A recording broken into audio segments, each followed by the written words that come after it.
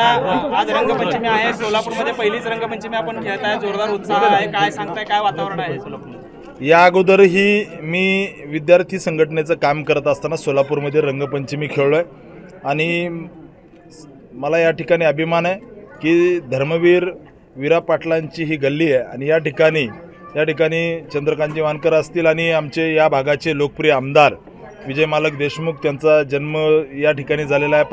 पानिवेस तालीम मंडळाचे ते अध्यक्ष पूर्वी राहिलेले आहेत, त्यामुळं निश्चित त्या ठिकाणी चंद्रकांतजी वानकर यांच्या परिवारासोबत आणि इथल्या मंडळाच्या सगळ्या कार्यकर्त्यांसोबत मला रंगपंचमीचा आनंद घेण्याचं भाग्य मला लाभलं। त्याबद्दल मी सर्व मंडळाच्या कार्यकर्त्यांचे धन्यवाद व्यक्त करतो। दादा खरं तर आज रंग जो आहे तो रंगपंचमीचा आहे, 4 तारखेचा रंग कोणता असेल? 4 तारखेचा रंग भगवा असेल, याच्यामध्ये शंका बाळगायची।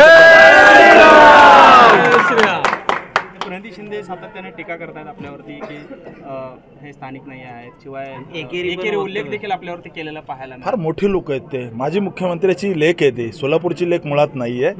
मी या ठिकाणी सांगतो, त्यांनी माझ्यावर काही टीका केली, त्यांनी सोलापूरची अधोगती केलेली आहे। मी सोलापूरचा विकास करणार आहे। सोलापूरमध्ये विमानतळ सुरू झालं पाहिजे, सोलापूरमध्ये IT पार्क सुरू झालं पाहिजे, सोलापूरमध्ये गारमेंट पार्क सुरू झालं पाहिजे, सोलापूरमध्ये टेक्स्टाईल पार्क सुरू झालं पाहिजे। त्यांना जितकं खाली उतरायचं आहे तितक्या उतरू द्या। त्यांनी यांच्या पक्षाच्या सोनिया मॅडम मोदीजींना खून का सौदागर म्हटले होते।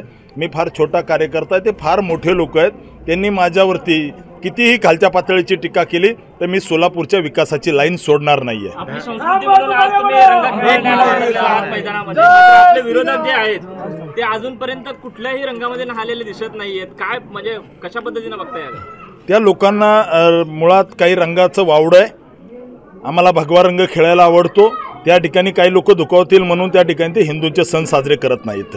दुसरीकडे ते मंदिराचं दर्शन घेत आहेत, महाराजांचं दर्शन घेत आहेत। सर्वप्रथम अभिमान आहे, हिंदू धर्म सगळ्याला स्वीकारतो, परंतु मला या ठिकाणी विश्वास आहे सोलापूरची हिंदुत्वादी जनता, सोलापूरमधील हिंदू ज्यांनी हिंदूंना भगवा आतंकवादी म्हटलं, ज्यांनी हिंदू आतंकवादी म्हणून आम्हाला हिणवलं, त्या ठिकाणी हिंदूंना जो हिंदू सगळ्यांना स्वीकारतो, जो हिंदू त्या ठिकाणी सर्व जगामध्ये जे काही निराश्रित लोक आहेत, जे त्या ठिकाणी वेगवेगळे लोक पीडित आहेत, अशा सगळ्यांना स्वीकारतो, त्या हिंदूंना हे आतंकवादी म्हणलेले आहेत। त्यामुळे इथला हिंदू कदापि या ठिकाणी सोलापूरची अधोगती करणाऱ्याला स्वीकारणार नाही, हा मला विश्वास आहे। गेल्या 10 वर्षाचा हिशोब मागतायत काँग्रेसकडून, त्यांनी 70 वर्षाचा हिशोब द्यावा, आम्ही 10 वर्षाचा देतो। त्यांनी मध्ये काय कामं केले हे सांगावं।